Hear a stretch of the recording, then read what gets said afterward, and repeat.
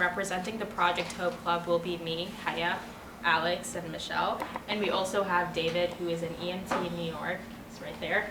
And he's also part of the Peace Action Committee. So let's get started.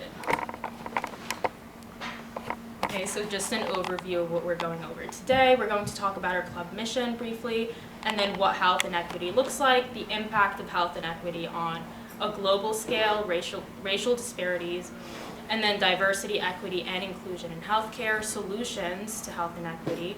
And then David is going to talk about his experience in healthcare, and then we're going to conclude with a Q&A.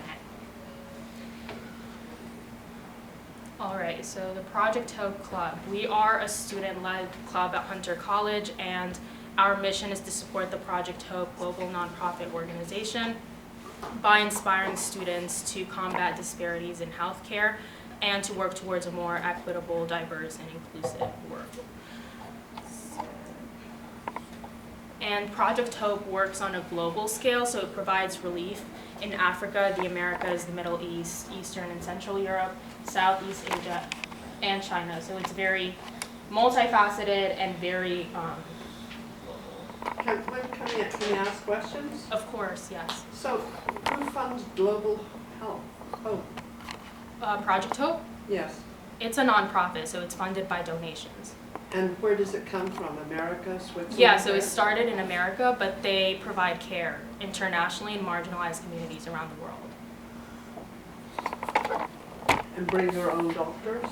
Yeah, so the way Project Hope works is it kind of signs up physician volunteers to serve in disadvantaged communities and in areas where there are current health crises. So for example, more recently there were the issues in Ukraine, so they recruited doctors and physician volunteers from America to serve there. And of course, it depends on what's needed, so sometimes it could be infectious disease physicians. And it's not associated with any specific religion?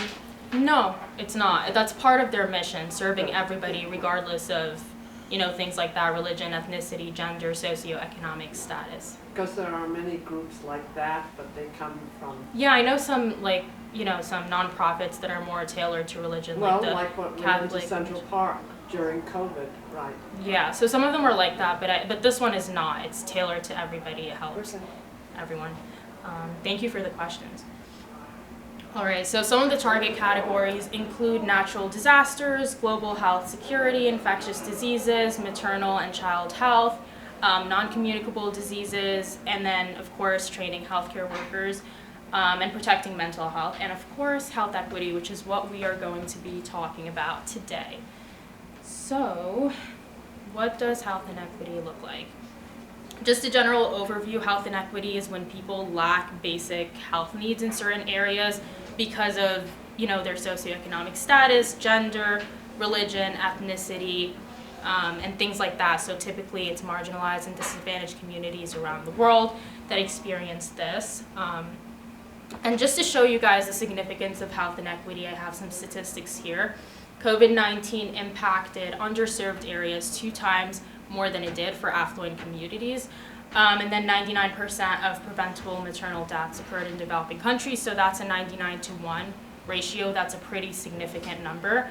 And then the children who died before they turned 5, so that's, child deaths were 8 times higher in Africa than in areas in Europe. So that's pretty, as you guys can see, there's quite the juxtaposition here. And then some other examples are children from impoverished households are 2 times as likely to die before turning 5, and children in poor households are 4 times as likely to experience mental health issues, and as you can imagine, it's likely due to the stress that comes from, being in an impoverished household. And COVID-19 impacted marginalized communities like Black, Latino, American, Indian, and Alaska Native populations a lot more than they did for other communities, and that's due to their socioeconomic status and their access to healthcare like everyone else.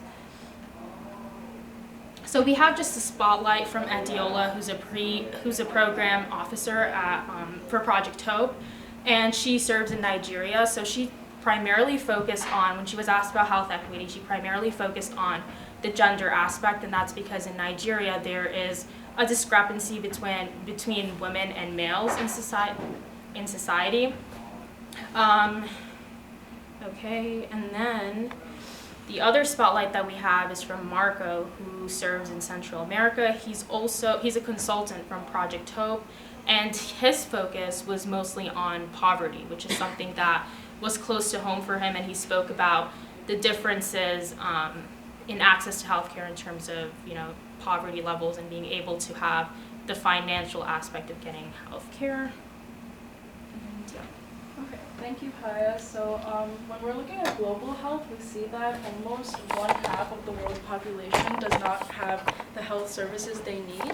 And this is due to a variety of factors like social determinants that influence what type of healthcare you may receive. And people found that the most important social determinant is where you live, because that determines a lot of other factors of health, such as housing, location, socioeconomic status, education, public services, and social context. So if we look at the next slide. So this is a framework used in the field of public health to explain factors that contribute to your health outcomes. Can I make a suggestion? Do you think the front lights could go off so we could see the screen? Is that possible or not? Oh, this? Except you'd be in the dark. Yeah, the words are a little small. That was, yeah. That's even better, right? Okay, that's Okay. great. Thank Okay, you. so first, public health or community health differs from direct health care or medical treatment because it focuses on the larger social, cultural impacts that factors may have. So it really emphasizes the primary, secondary, and tertiary levels of preventing health issues rather than addressing treatment. So public health is really about trying to predict diseases through patient interventions and identifying root causes rather than medical treatment treats diseases. So this health model addresses health factors from upstream to downstream effects. So at the most distal and upstream level, we have things like macro level social structures that affect people on a large scale. So these are things like class, race and ethnicity, gender, immigration status, and sexual orientation. So it's at this level that it's the most hard to intervene with solutions because these power structures are so embedded into our society. And we see that social inequities are directly associated with institutional inequities and how these groups may have less privileges in corporations and businesses, schools, laws and regulations. And then the next factor we have is local and community factors. And this includes a lot of issues that are prominent in policy and government, but we don't typically associate them with health outcomes. But a lot of these issues are very directly associated with what type of healthcare you may receive and what type of outcomes you will experience. So for example, housing is definitely a public health issue, and home ownership is a great direct indicator of if you would survive COVID-19, for example. And whether your parents owned a home influences your health outcomes and your position in society. And other examples of your living conditions affecting health include access to transportation, which thereby impacts your access to healthcare, like your physical access to healthcare, education, employment, and more. And then we have the more downstream individual factors, and these include risk behaviors such as smoking and violence and sexual contact. So these are more at the individual level, and this is much more easier to intervene at the solutions levels, but for public health and community health, we mainly focus on the upstream factors and identifying root causes. So this is an example of global health inequity. We see that from this graph. Higher income countries had a larger vaccination rate as we progress from 2020 to 2021. So the World Health Organization put a goal that by the end of 2021, we would vaccinate 40% of the population. And we see that only higher income countries achieved that. And in terms of the US, we're going to focus on racial disparities. So as we can see here, Black Americans face a much lower life expectancy than Hispanic Americans and white Americans, and this can be due to a variety of factors such as a lower access to health care and being less likely to be taken seriously by a health professional. And this also has to do with lack of representation in healthcare and false stereotypes that certain racial groups might experience or tolerate pain differently, for example. And this may even lead to distrust of health professionals and less desire to getting treated, which has negative outcomes as well. And a big contributor to health is the stress of being a minority group that is so heavily discriminated against in this country. So experts say that this added stress definitely does take a real physical toll on the body. And we see that through maternal mortality rates. So Black women in the US are 3.5 times more likely to die in pregnancy or childbirth than white women. And these are very tragic statistics. They are very 5 times more likely to face pre-eclampsia and postpartum cardiomyopathy. And so we have to remember that these are social factors that are a result of this country's history and oppressive structures that have affected this and not biological factors. So one study compared 3 groups. They were immigrants from Africa, white Americans, and African Americans. And the study found that the first 2 groups, which were white Americans and African immigrants from Africa, had similar pregnancy outcomes. So that just shows that, in fact, African American who immigrate to the U.S., so when African American immigrate to the U.S., it takes only 1 generation before their daughters are at risk for having premature infants or having a significantly higher rate of mortality with poorer birth outcomes. So it's the unique experience of being an African American woman that causes these issues. It's not a biological thing for African immigrants, for example. It's just the social constructs of this country. And scientifically speaking, we see stress causing wear and tear on the body before pregnancy, and that has a big effect on maternal and neonatal health as well. So for example, stress constricts blood flow to the placenta, which could limit fetal growth and may lead to premature delivery. And chronic stress may also contribute to serious inflammation inside the uterus, which can trigger premature labor. And lastly, so reducing this inequity would prevent 3,000 deaths per year. So Black newborns in the US are 3 times more likely to die than white newborns. And by addressing these factors, we could lead to more downstream effects in maternal health care. Okay, so we spoke about some of the problems, about health inequities, some disparities, and so I'm going to talk about the solution to some of these. And it's diversity, equity, and inclusion, and from a standpoint of the workforce and the healthcare workforce. So I'm going to start off with a quote from the Journal of Surgical Education that talks about how important it is for physicians to have commonalities with their patients, because we as humans like to be treated by people who are similar to us, and there's been a lot of data and a lot of studies that show that when a physician is similar to their patient, we have better communication, better care plans, better decision making, and overall just better patient outcomes, which is what we want in the healthcare space. So in terms of diversity, equity, and inclusion moving forward in the healthcare space, our ultimate goals should be to have a healthcare workforce that is representative of the population. That means in terms of race, ethnicity, gender, and sexual orientation. But we also want the workforce to acknowledge certain DEI principles and keep that in the forefront of their mind when caring for patients. So there are 3 pathways to equip workforces with the tools needed to increase diversity, equity, and inclusion. We can improve training among existing employees, teaching about things such as implicit bias, systemic racism, things of that sort. We can recruit new employees, which would allow us to represent populations better in healthcare.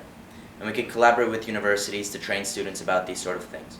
Each organization has a different path to how they can accomplish this, and each organization must follow their own path, but these are the 3 possible paths. So one possible method is diversity standards. We saw this with the Liaison Committee on Medical Education when they released diversity standards in 2009. Since then, we've seen higher matriculation rates through medical school for women and minority Hispanic people and African American people. And as you can see on the chart on the left, for 2017 we had 8.9% and 7.3% of the total medical school matriculants were Hispanic and African American. And these rates have increased over the years, but still, compared to the US Census data, they're not representative of the population if you look for how many people are Hispanic in the US population and how many people are African American in the US population. So there's still more work to be done. Furthermore, another way, not just diversity standards, but more sort of training and organization-wise, we can implement DEI councils, which is what we see Project Hope do.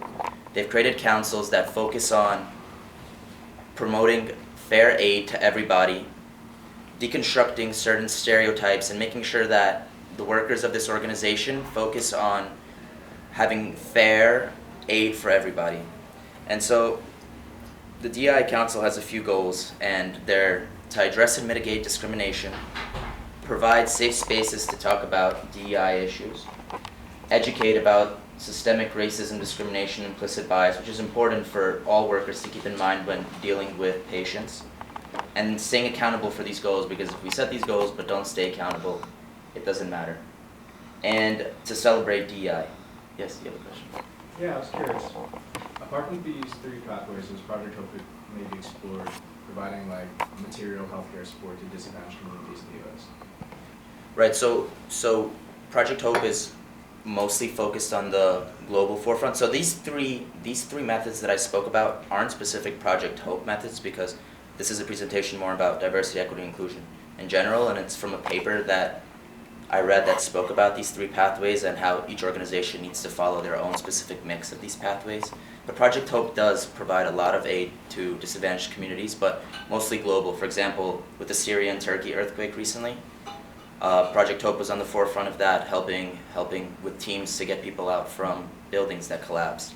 And in Ukraine during the war, they provided mobile care units for all sorts of refugees and things of that sort. So they're helping disadvantaged communities in that way.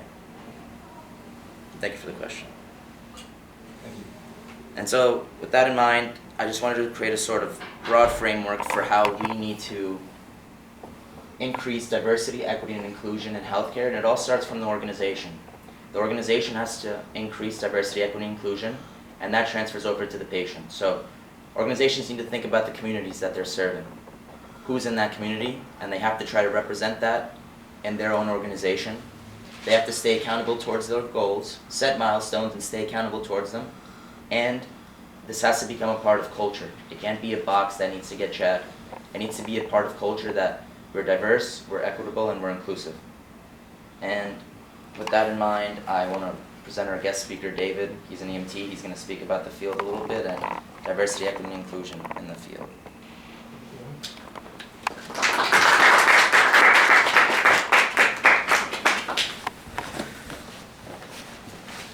Hello, everybody. So yeah, I was invited today to speak by the Peace Action Committee with CUNY, and I'm here to speak in part about my experience with some of the broad issues that Project Hope talked about within healthcare, but I guess also to give you some perspective about what healthcare workers can do to change the system and to push for reform within healthcare, which I've had some experience in my short time working within New York City and the like. So without further ado, what do I work in? I work in EMS. So people may not be familiar with what EMS is, but this is essentially emergency medical services. This is the ambulance system that serves basically all New Yorkers in various capacities. You have the FDNY, which is the public sector. You have volunteer ambulances, of which I'm a part of as well. And you have hospital systems, private hospital systems that put up their own sort of ambulance services to care for patients. Now, that's kind of broadly speaking what EMS is. Please feel free to ask questions, follow-up questions, or interrupt me if needed. But part of, I guess, what touches upon Project Hope's subject matter today is that EMS is a very diverse workforce. And the people that work within EMS truly do represent their communities. And what I've seen from my perspective is there's a lot of moving parts, and EMS in a way can be representative of a lot of larger issues and also successes within the healthcare system in the United States. And so just generally speaking, EMS is extremely diverse, and people come from all different sort of walks of life who do this job. It's not an easy job, but you know, the people that are drawn to this are in fact quite diverse, truly for the reason that it's a sector of healthcare that attracts people to, in a way, almost let go of their backgrounds and kind of serve their fellow community member, in particular within New York City. And we can talk about that at a later time as well. So, you know, this might be kind of shifting gears a little bit from what we were talking about before, but I just wanted to give people, I guess, a little bit of perspective about what the history of EMS is, and in particular, you know, you don't have to really like pay too much attention to the nitty-gritty here, but what I find particularly valuable about EMS as a profession, and what informs, I think, some of my practice even today, is that its inception was actually in the 1960s in response to civil rights protests. So EMS actually started, and in particular the paramedic profession started, by a bunch of community members who wanted to protect civil rights protesters in Pittsburgh. And that was the very first emergency medical sort of volunteer service that existed. And that paramedic program that trained those people to go out and protect and, you know, care for protesters in the midst of the civil rights era, that course is what 10 years later became the standard for the country when we started having legislation about providing emergency medical services to communities at large, and in a way guaranteeing that service, though, you know, as we can talk about, or you can ask follow-up questions, that is not always the case. So yeah, I think my expertise in terms of anything that I can provide is probably more relegated to New York City and EMS. And so I kind of just wanted to highlight, I guess, 4 big topics that myself, my coworkers, and an organization we started, which I'll talk about a little bit later, are trying to focus on. So one of the biggest parts about my experience in EMS in New York City is, in particular, the mental health issues that affect our community and affect our patient population. So it's no secret that in the U.S. we have basically a psychiatric crisis for many years, and these marginalized sort of patient groups that EMS is particularly adept to deal with and to care for. But in addition, our workforce suffers from one of the highest rates of suicide within healthcare, and that did not sort of improve or in any way since the pandemic, obviously. So that's one aspect of EMS services that I would highlight in New York City. Another issue is solidarity issues. So this goes more to, I guess, the Peace Action Conference's themes about organizing. But as I showed in the beginning slide with all the different types of ambulance companies, workers are very segregated in EMS. People are working for different companies. People are working for different industry, for different sponsors of their ambulances. So as much as there is a common camaraderie between workers who work in this field, there's also a stratification, and it's difficult to organize people around one cohesive issue if people are working in different contexts and have obviously different experiences. We have a very high call volume. This is New York City. On average, there's around 300 to 500 calls per hour in New York City that are 911 medically related. And during the peak of the pandemic, that grew to like close to 8,000 to 9,000 a day. So if that gives perspective, basically the system was not prepared during the pandemic, but nor is it a perfect system even pre or post. We're not really post, but post-pandemic. And another thing I'll highlight is EMS is a very dangerous job. there's a lot of associated workplace injury and hardship. In addition to just being injured on the job due to dangerous situations or patients. In addition, a lot of EMS service workers suffer from environmental illnesses, so that they can get, post 9/11, people are passing away from cancer, higher incidence rates of exposure to dangerous chemicals. So all of this plays a role in our community. And I guess touching upon what Project Hope talked about a little bit, or what I wanted to highlight is we've made, or not we, but the EMS as a profession has made some strides in terms of increasing diversity and inclusion in terms of the makeup of the workforce. And in particular, at least from my experience, EMS is probably, out of all first responder type jobs, which includes like firefighters and police, is probably the most diverse and most representative of the communities that they serve here in New York City. And some of the stuff here I listed, I talked about a little bit, but this all, kind of circles back to the idea of sort of like a commonplace camaraderie between EMS, despite varying backgrounds.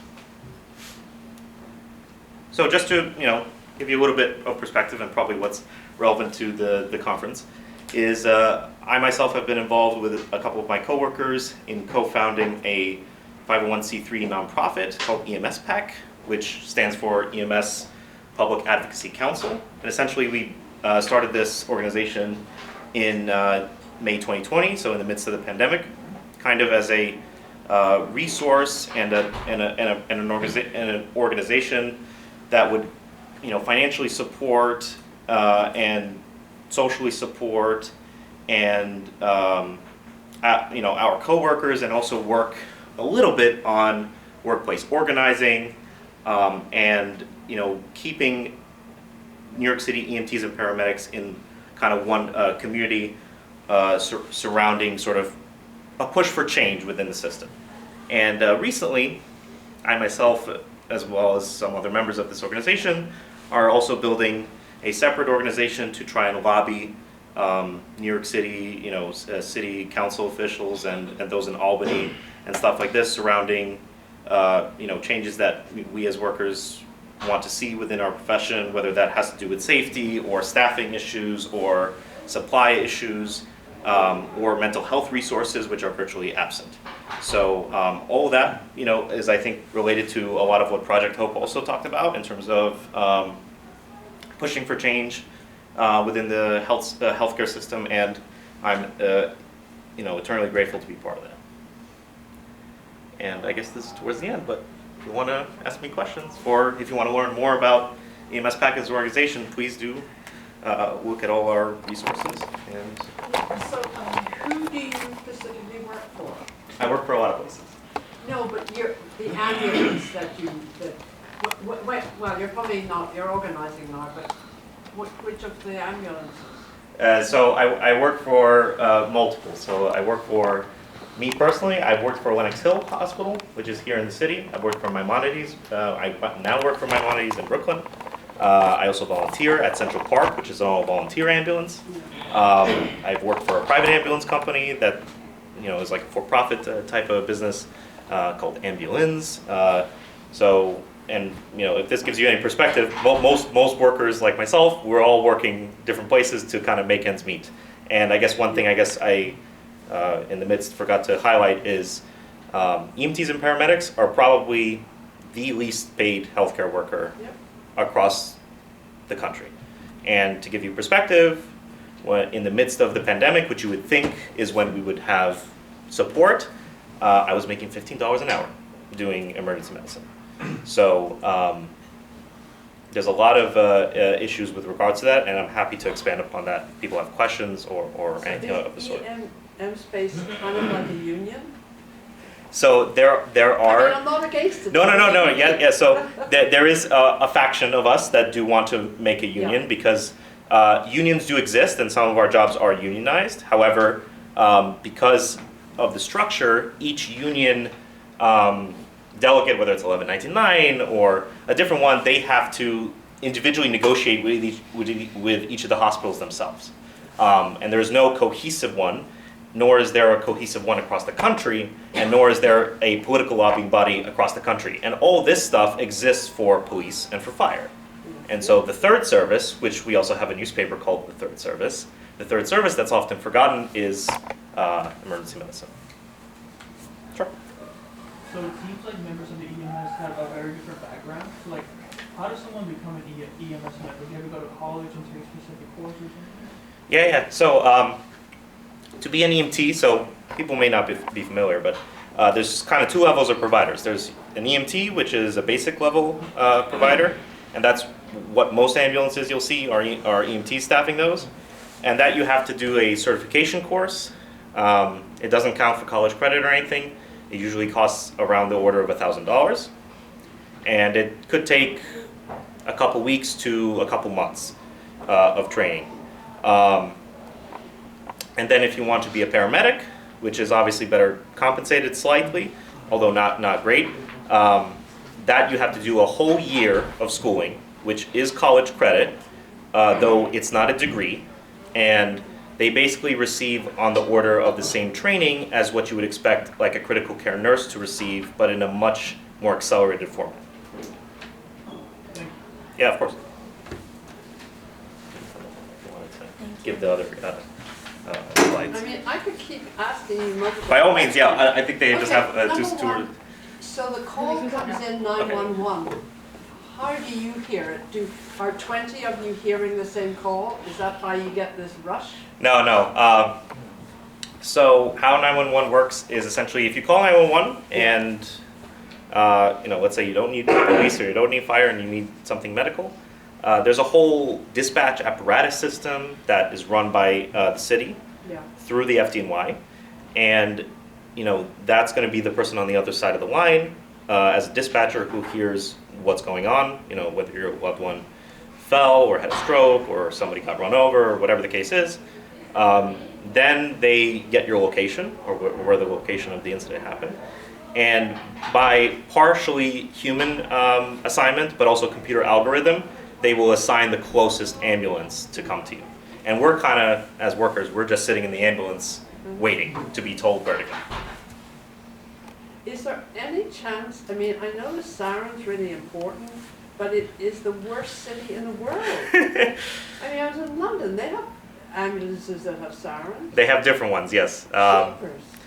But I guess I'll say, I guess the unique thing with New York is that they just have just a very high call volume, so that's probably why people have the perception of hearing it more. And there, in the U.S., there isn't really a standardization as there exists in other countries for how ambulances look and how they sound and all these things. But I will say, as much as it may be loud for you guys, people don't care either way in New York. Still a lot of issues with our response times. Yes. So I'm pretty sure this has been responded before. And Yeah, I'm by sorry all for means. being late. No. So I remember just a couple years ago there was this New York Post article that just shamed this girl for having an OnlyFans. Yes, while I know exactly what being, you're talking about. EMT, and instead of shaming these group of people, I think like the proper response would have been to kind of like bring light to the fact that people need 2 jobs to survive. 3 often. Yeah, more. It's the economy right now, and like how do we actually support to like make sure that like y'all are like getting paid what you actually need and deserve, which should be a lot more than what you're getting Of course. right now. Yeah. So I think you open up a can of worms in a way. There's a huge movement, part of the EMS Pack organization, but in general, if you ask any of our workers, there's a movement to try and get what's called pay parity in a way that we're, police or firefighters with experience, they make, upwards, if not close to $100,000 a year in New York City. EMS will be lucky if they get over 50, 60 with many, many years. So there's been a movement to try and equalize those. that requires a combination of changing institutions, kind of, in terms of like their impression of EMS and how they run EMS, but it's also has a legal component as well, where some of these are competing interests with police unions and fire unions and everything like this. So, in a way, what I am trying to do by this, as well as anything I do for the organization, is to just spread awareness, because a lot of people are just not aware of how bad it is for at least EMS workers. Some people aren't really aware of what EMS is, and also, people are typically, maybe conditioned to think like, oh, you work in healthcare, oh, you're very well compensated. Like if you're a nurse or a doctor, you think like, wow, they're doing well, or whatever the case is. There's a whole subpopulation of the hospital that isn't really making it, and so we're just one of those workers, and that's why we're trying to advocate for ourselves and spread that awareness. Why do you think that is? I mean, I That's gotta tell you, I work in the healthcare field. Yes. You're gonna depend on EMS because they're gonna get you and they're gonna stabilize you before you get to the bloody hospital where they do all the drama. Why is it? Well, it's political. Why is it? It's political. I think it's I think like all things, you can find the root of it in history, and I think because firefighting or police work is sort of more ingrained within law as like a right. This is something I can touch upon as well. EMS, if people are going to be surprised, in a lot of states is not considered a right to receive. So yes, it's not legally. So there have been some states that have pushed to guarantee this right, just as it would be for like police or fire that would show up at your home. And across the country, like not New York City in particular, because in a way we're well staffed. We have a lot of hospitals, we have a lot of systems. You go to rural Nebraska, there may just be a volunteer service in your small town. There may not be any sort of legal or paid entity that has any obligation to come and help you. So it's a different reality for a lot of different states, and I think your question goes to how we do healthcare in general in this country, and also that EMS is ingrained in this weird gray area where different laws in different states affect them differently, and therefore they're all, in a way, stratified, separated, and can't organize. And so that's the uphill battle we have. Sure. I don't know if you want to moderate. I don't know. No, it's okay. Yeah. We were gonna do questions at the end, but you guys can. Yeah. We'll just have like two slides for them to finish. And Yeah. then, So thank we'll you do so much, questions. Sure. so much, David. And then we just wanted to show this. If you guys want to stay, also this as well. Hold on. If anybody wants to take a picture of that, that's David's information. Yeah, you can email me your question. Yeah. I'll wait for you guys to do that.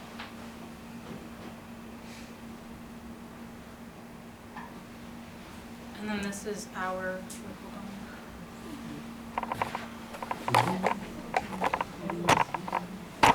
Alright, again, this is our information. Any questions, or if you guys want to stay in touch. Healthcare is a human right. The people's president and governor, Howie Hawkins, Green Party. And then this is, you guys, we're opening the floor for any additional questions for both of us. Yeah, I know for Project Code we've or already for done that along the way, but if you guys have any lingering questions. I have a question about, two questions about mental health. One, what kind of training are you guys getting for mental health? Because we see a lot more of that since the pandemic. So what kind of training do you get for that? And then also, there was an article in New York Times about the EMT. It was a really big article. I don't know if you saw it, but what kind of mental health support do they provide you guys? Is that built into your compensation package, your insurance package, things like that? Gotcha. Okay, so for anyone who didn't hear, there's two aspects to the question. One is what training do we get for mental health? It's basic training. It's not a lot. There's a lot of learning on the job. There's a lot of, which maybe is representative of a lot of different healthcare fields on some level, but especially EMTs, who are the basic level provider, if I remember telling you guys, they're only given at most like a 2.5 month course, and that's like a crash course in a lot of different things, like how to notice a lot of different emergencies with regards to like your anatomy and physiology and stuff like that.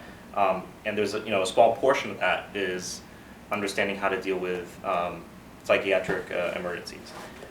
At the same time, an ambulance can't really do much in the field with regards to like a chronic psychiatric issue or patient. And this leads to a lot of issues. This leads to issues with patient safety. This leads to issues with worker safety. The fact that a lot of our providers are not formally trained, but I think as much as training can be improved with EMS, the psychiatric crisis we have in this country I think is far and away unique in the world and presents unique issues. The second part of your question, which was our mental health, I think I touched upon it a little bit. We don't have any resources for mental health. It kind of amounts to reaching out to your coworker, to your friend, to support you through tough calls that you see or whatever. So that's kind of a little bit the reason why, at least this year, I hope with our new sort of 501c4, we're trying to push for there to be at least a legal precedent for providing mental health resources to EMS. Yeah. Go ahead, yeah. Two questions. Yeah. All right. I was wondering whether EMS PSC and Project Home Training work together, and I was also wondering if EMS PSC puts on any training classes in communities that experience this kind of health inequity. Sure. No, we do not formally work together. We kind of just like hodgepodge this a little bit together. Though we're open to it. But EMS Pack doesn't, I guess, at this point really do anything with regards to the community because mostly because it's kind of like a resource advocacy towards EMS workers in particular, and kind of like I'm getting an impression here like people don't know about us, people don't know about EMS, so it's kind of hard to reach out to the community in a way. Though we have done so, we've had community sort of fund drives, and we've done car kind of convoys trying to spread awareness about our in particular our low pay. So we've had some community organizing in that sense, but I guess no formal trainings. If you were that was your question. You mentioned that during the pandemic you guys were receiving a much higher call volume, but you were still getting paid the same. Have they ever considered, for example, having like a minimum wage plus like per X amount of calls increasing the salary? Some private ambulance companies have tried that strategy.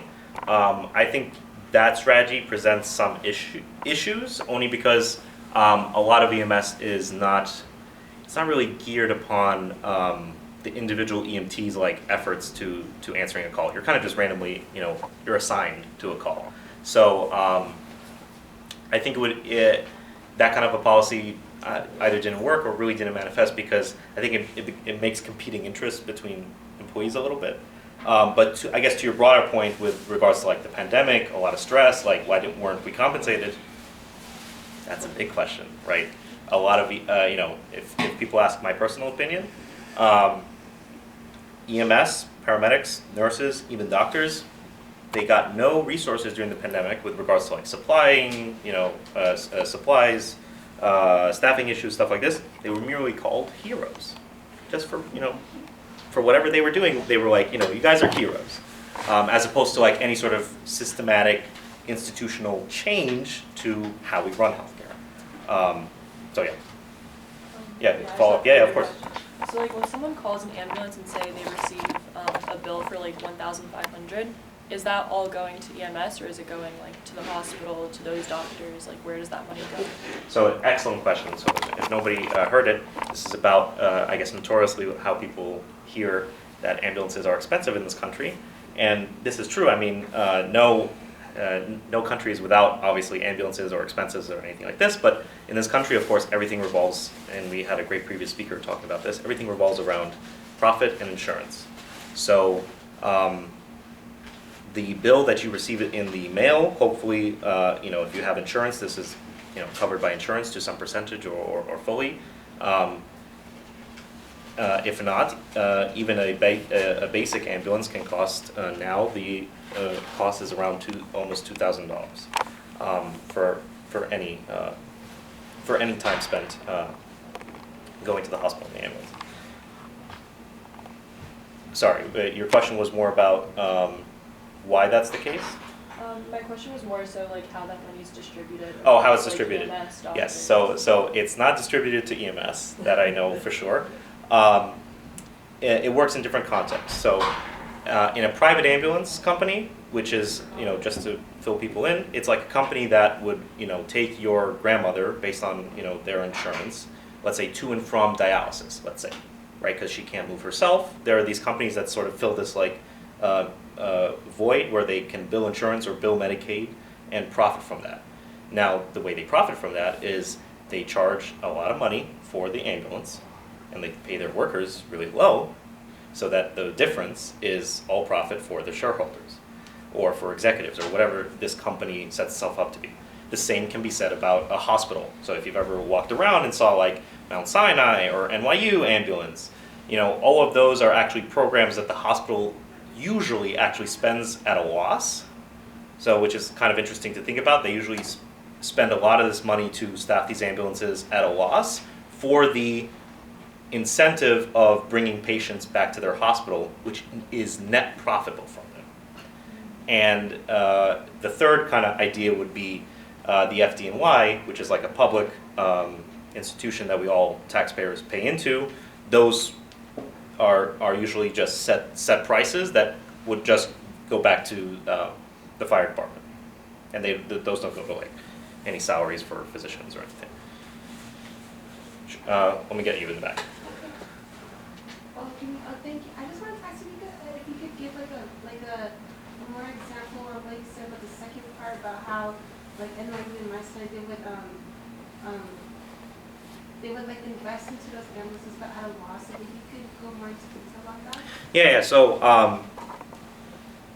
So EMS in general, it's not a profitable business model in a way. So there are the private ambulance companies. They're profitable because they are in a way just like hospitals overcharging insurance, right? Or finding that like middle ground where they can basically upcharge for their services, receive compensation for them, and make a net profit that way. Hospital systems in this country that are not public, that are private, non-for-profit, which not-for-profit in quotations, let's be honest, they set up the services as a means of attracting patients to their health system. So the reason why it's a loss is we're not picking up Jeff Bezos every day who can spend money on whatever procedure he needs to get or whatever the case is. Oftentimes we're not picking up those people. We're picking up people who have zero insurance or have next to no insurance. What happens with those is this might go into the weeds a little bit, but like the hospital has like a certain allocation of its budget that it then covers those patients for, because overall the amount of patients that they're bringing in with insurance and with complex procedures that they profit from is net profitable, though the service itself may be a loss for the system, for the corporation as a whole. Of course. This is a difficult question for you. Okay, so you're called out, and this happened not in this state. There's somebody needing care. Police are there. Where do you stand? With regards to? Taking care of that person. Oh, with regards to how we deal with police? Yeah, can you Yeah. override the police? So yes, it's a gray area. I think a good example of how this is not followed and there are consequences is we just had I think it was in Memphis, Tennessee, wherever they just had another act of police murder, that the firefighter, EMS, whatever division there that came, kind of took the police's word for what had happened, minimally assessed the patient, was kind of slow with regards to like getting the person care, and that patient later died. So at least how it works in New York City everything with regards to someone's health is our purview. We're able, and you know, again, it's in part an institutional thing, in part an individual thing, but I know myself that if something is pertinent to the health of my patient, you know, they're above all. If I need to tell the police to loosen the handcuffs, you know, they're supposed to listen to me. If not, on our end, it's a matter of documenting that, reporting that, going through whatever traditional institutional channels there are for doing that, but usually they oblige, and usually there are no issues. But of course, there are these cases where you can see that, and I think our previous speaker spoke a lot to this, about how healthcare is hierarchical. It has roots in being of a militarized structure, and EMS also has that same root, and in this camaraderie with being amongst firefighters and police, at times there is an association that EMS workers think that, you know, they're on par or on the same side as police, though. There are people like myself who obviously, you know, see that that's kind of an oxymoron and not true. So I guess to, you know, quickly answer your question, usually there are no problems, but of course there are these fringe cases where I think it's more an ideological thing, where EMS is sometimes operating under the excess authority of police. All right, no more questions. Thank you. Appreciate it. All